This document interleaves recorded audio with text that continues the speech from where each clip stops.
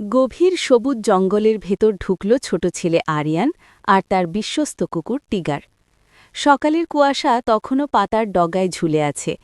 পাখির ডাক, দূরে ঝর্ণার শব্দ, সব মিলিয়ে যেন রহস্যময় এক পৃথিবী।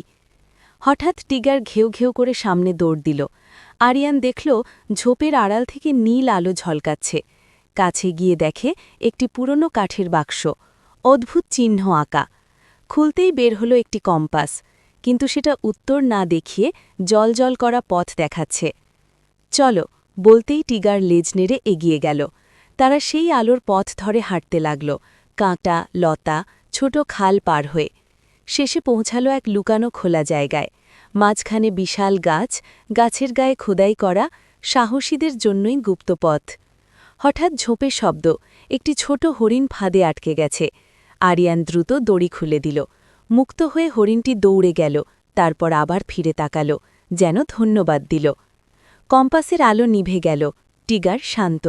আরিয়ান হাসল। আজ আমরা গুপ্তধন পাইনি, কিন্তু একটা জীবন বাঁচিয়েছি। এটাই আসল অভিযান। এরকম ভালো ভালো কার্টুন ভিডিও পেতে হলে চ্যানেলটি সাবস্ক্রাইব করুন